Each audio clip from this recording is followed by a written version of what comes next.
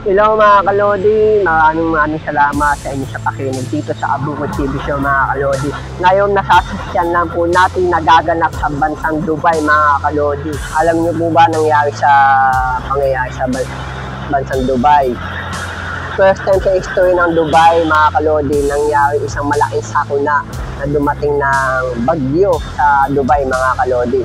In the first time mga kalodi sa buong istorya ng kasaysayan ng bansang Dubai mga kalodi, first time nangyari sa kanila ang malaking sakunang ito mga kalodi. Ang bansang Dubai, isa sa malalaking deserto mga kalodi. Actually, hindi po talaga sila binabaha. Na-surprise sila nangyari sa kanilang malaking bagyo na dumating sa bansa nila. Nawasat ang karamihang mga establishment mga kalodi. Yan, panoodin natin ito mga kalodi.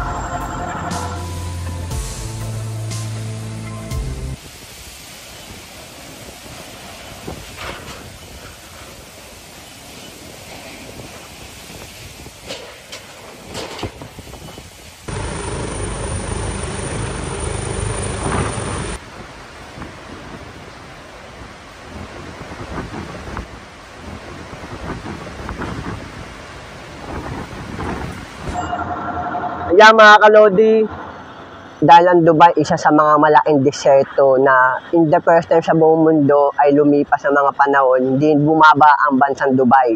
Ang bansang Dubai ay isang deserto na hindi dumadaan ng malaking bagyo mga kalodi. Nawasat ang buong Dubai dahil sa nabigla, binaha talaga sila.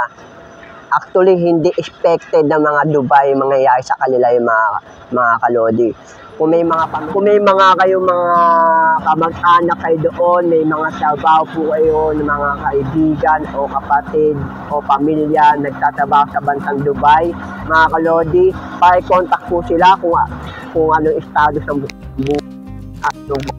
klase ang pamumuhay nila ngayon, kung nagiging lang doon o kailangan nila ng tulong. Mga pamilya po kayo doon sa Dubai, pa-contact po mga kalodi. Kung may mga kamag-anak kayo, may mga kapatid nagtatrabaho doon sa bansang Dubai mga kalodi, pa-contact po sila mga kalodi. Yan, sana po mga kalodi, huwag kayong magsawa sa ating vlog dito sa Abukod TV Show mga kalodi. Shoutout sa inyong lahat mga kalodi. Supportan natin ang vlog natin dito mga kalodi sa mga iba't ibang panig ng bansa mga kalodi. Pinapakita ko po sa inyo mga kalodi ang mga istorya sa iba't ibang bansa at sa buong mundo mga kalodi. Maraming salamat mga kalodi sa akin sa pakikinig dito sa Abukod TV Show. Maraming salamat mga kalodi. Shoutout sa inyong lahat mga kalodi. Greg, tell us about this insane weather people in Dubai have been experiencing over the last... Dahil nangyari sa bansang Dubai. Itong nakakalang ilang days na lang po ito mga kalodi. Panoodin natin ang mga nangyari sa bansang Dubai mga kalodi. What this mga kalodi? 3 overseas Filipino workers in the United Arab Emirates have died in the massive flooding caused by record rains in the desert nation this week. Department of Migrant Workers Officer in charge Hans Kakdak confirms the deaths but does not identify the victims. According to Kakdak, 2 women died due to suffocation inside a vehicle during the flooding. Meanwhile, Kakdak says the third OFW died due to major injuries sustained from an accident after his vehicle fell into a sinkhole at the height of the flooding. Kakdak says the DMW officers and the Overseas Workers Welfare Administration offices in Dubai and Abu Dhabi will provide all the assistance needed to the families of the 3 OFWs. On Tuesday, April 16, the torrential downpour reportedly brought 254 millimeters of rain to the region.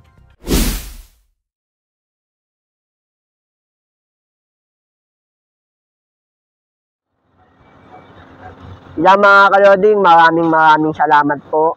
Hanggang dito na lang ating vlog mga kalodi. Shoutout sa inyong lahat. Maraming salamat dito sa pakikinig sa Abukod TV Show mga kalodi.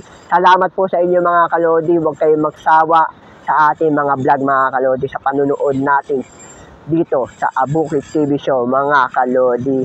Shoutout sa inyong lahat, mga kalodi. Ilalagay ko lang po sa ending ang inyong mga pangalan, lahat ng gusto magpasatan. Hindi ko na po ay mababanggit po sa inyo, sa dami nyo yung papasatan.